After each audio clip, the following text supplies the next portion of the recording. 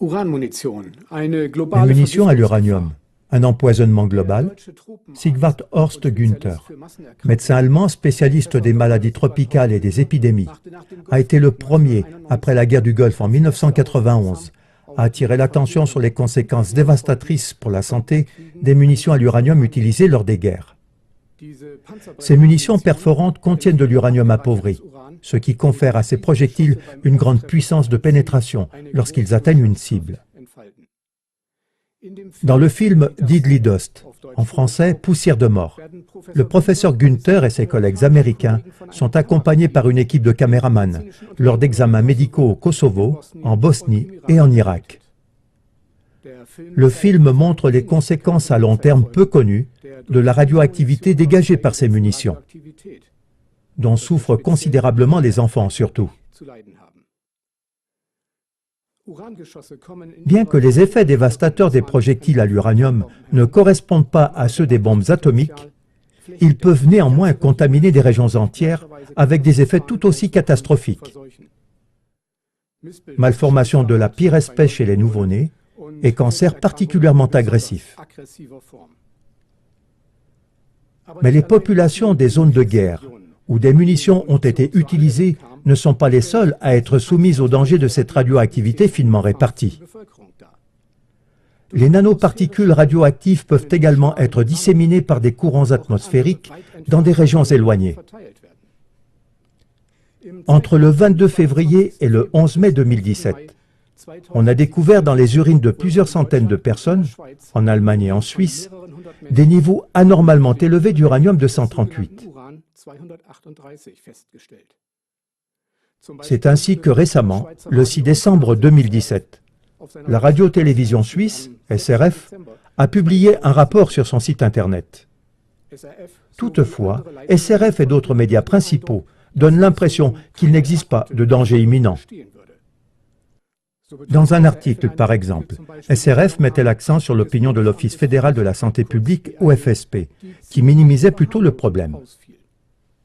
Le chef adjoint de la section radioactivité environnementale à l'OFSP, Philipp Steinmann, a dit textuellement « Les valeurs ne sont pas élevées au point qu'on puisse parler maintenant d'un danger imminent. » Steinmann a ajouté que ça arrive que de temps en temps, on mesure ici ou là des taux de radioactivité artificielle élevés. Le bref exposé de près de 4 minutes du portail en ligne www.uncutnews.ch montre que les particules de poussière provenant des munitions à l'uranium tirées par l'OTAN en Irak et dans l'ex-Yougoslavie peuvent parvenir jusqu'en Europe centrale. Certes, le film ne peut pas prouver que l'uranium-238 trouvé dans les échantillons d'urine provient de munitions d'uranium.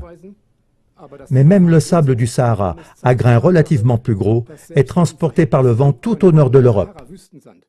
Et cela montre que le danger est fondamentalement présent.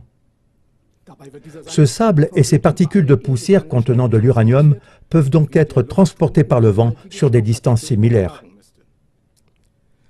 Comme ces particules peuvent être largement disséminées, il existe donc, du fait de ces guerres de l'OTAN, un risque considérable pour la santé d'innombrables personnes dans nos régions.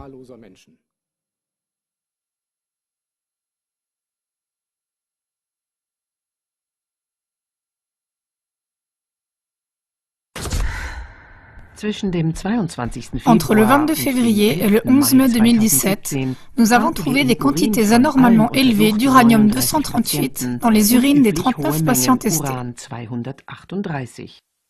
Les échantillons ont été analysés par 2 laboratoires indépendants aux États-Unis et en Suisse à l'aide de la méthode de spectrométrie de masse. En dehors de cette période, on n'a presque pas trouvé d'uranium.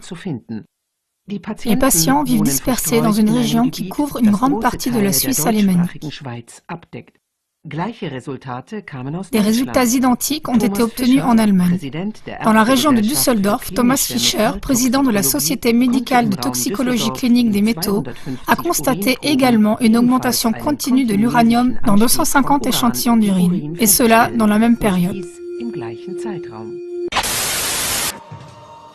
L'histoire des munitions à l'uranium. C'est la Wehrmacht allemande qui a fait les premiers essais. En 1990 et 2003, les États-Unis ont intensivement utilisé ces munitions lors des guerres en Irak. L'OTAN également dans les guerres en ex-Yougoslavie, de même qu'au Kosovo et en Bosnie-Herzégovine. L'Afghanistan, la Libye, l'Ukraine et la Syrie sont d'autres lieux du crime des munitions à l'uranium. Lorsqu'elle est touchée par cette munition, la cible chauffée à plus de 3000 degrés Celsius prend feu. Il en résulte des aérosols d'oxyde d'uranium, une solution gazeuse contenant de fines particules d'uranium que le vent emporte et disperse largement. Les aérosols d'uranium de la guerre de Syrie, par exemple, peuvent même nous atteindre en Europe centrale, dit le physicien nucléaire Martin Kalinowski. Il est responsable des mesures de la radioactivité dans le monde entier à l'Organisation pour l'interdiction complète des expériences nucléaires, dont le siège est à Vienne. Nous parlons maintenant des particules en suspension dans l'air. Celles-ci peuvent rester dans l'air indéfiniment et être transportées très loin. Nous savons que quelque chose qui a été émis dans l'hémisphère nord demeure longtemps dans l'hémisphère nord. L'échange avec l'hémisphère sud est très lent. Lorsqu'il est émis dans l'hémisphère nord, il circule généralement une fois autour du globe en 14 jours environ. Si les particules ne tombent pas sur la Terre sous forme de poussière ou entraînées par la pluie ou la neige, c'est probablement ce qui s'est produit début 2017, après une longue période de sécheresse avec l'uranium qui a été trouvé dans les urines des gens en Suisse et dans la région de Düsseldorf. Le réalisateur Frieder Wagner cite le scientifique anglais Christopher Busby, membre du comité européen indépendant sur les risques de l'irradiation. Il a constaté que les fragments d'uranium de la guerre en Irak, mais aussi du Kosovo et de Bosnie, ont migré en Angleterre. Lorsque des munitions à l'uranium ont été utilisées en Irak en 2003, des conditions météorologiques exceptionnelles ont également transporté de la poussière du Sahara en Angleterre. L'auteur du film, Frieder Wagner, en conclut que les particules d'uranium doivent également avoir atteint l'Europe. Au sujet du long voyage possible de minuscules particules, Martin Kalinowski explique. Cependant, il y a une forte dilution. Imaginez que sur le lieu d'origine, 1 tonne de matière soit libérée dans l'air sous forme de petits aérosols.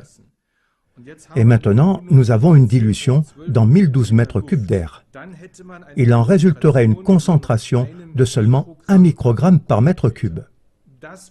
Ce qui peut être absorbé par l'homme dans les poumons est généralement de l'ordre du microgramme. Ce qui ne veut pas dire que ce soit inoffensif pour la santé.